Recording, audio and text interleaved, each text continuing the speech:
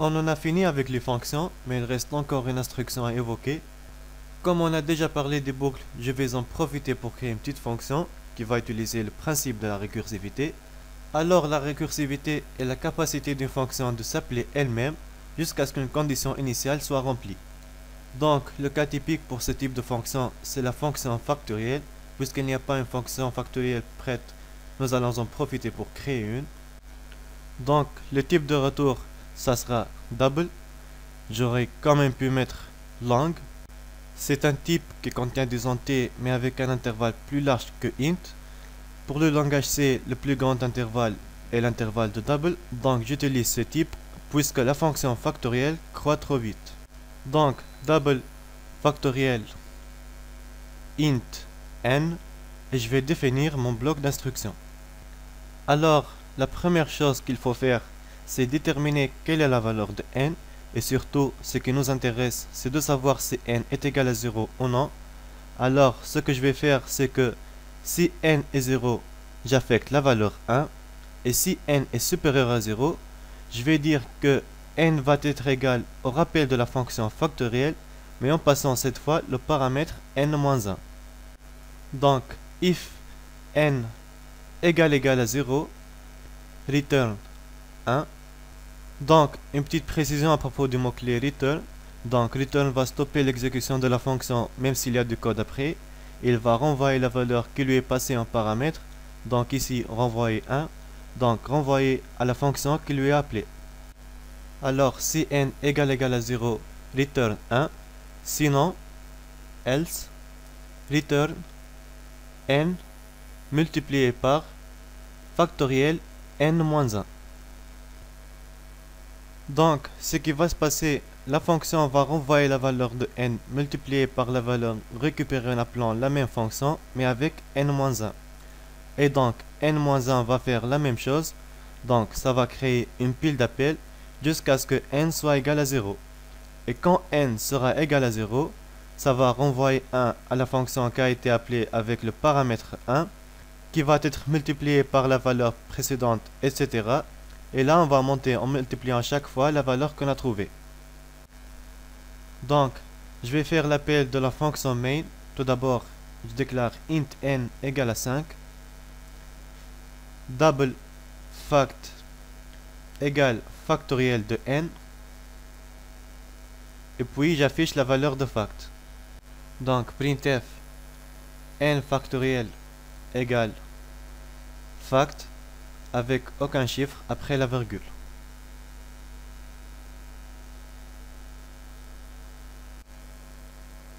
Donc ici, je vais ajouter un printf pour bien comprendre le déroulement. Donc printf n, je teste. Et voilà, on a l'affichage de 5 factoriel avec les valeurs de n. Donc si je fais l'appel avec un nombre négatif, -5 par exemple, là je tombe dans une boucle infinie car c'est un cas que j'ai pas prévu. Donc il va falloir tester si n soit bien positif et aussi que n soit un entier. Donc je modifie mon programme. Tout d'abord, je change le type de n à double. De même pour la fonction main. Je vais mettre la condition au début de la fonction factorielle. Alors, if n supérieur ou égal à 0 et ici on parle de et logique, c'est-à-dire il faut que les deux conditions soient vraies pour exécuter le if. On l'obtient avec deux et commerciales d'affilée et puis on teste si n est entier. Donc une solution est assez classique, c'est de vérifier si sa partie entière est égale au nombre lui-même. Pour cela, on va utiliser la bibliothèque math.h.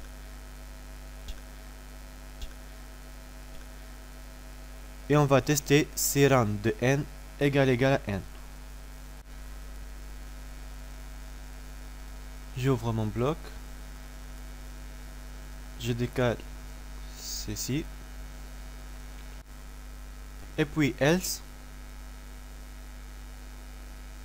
J'affiche un message d'erreur. Donc printf n n'est pas un entier positif.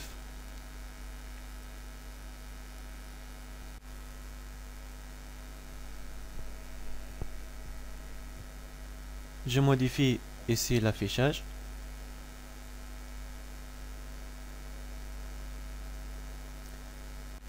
Et puis je mets un return sans aucune valeur pour stopper l'exécution.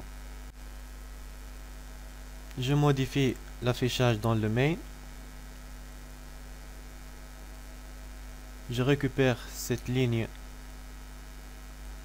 Je la mets ici. Et j'initialise la valeur de fact à 0. Et puis, pour l'affichage, donc if fact supérieur à 0, j'affiche sa valeur. Je teste. Pour la valeur moins 5, il m'affiche moins 5 n'est pas un entier positif. Je remets n à 5 et je teste.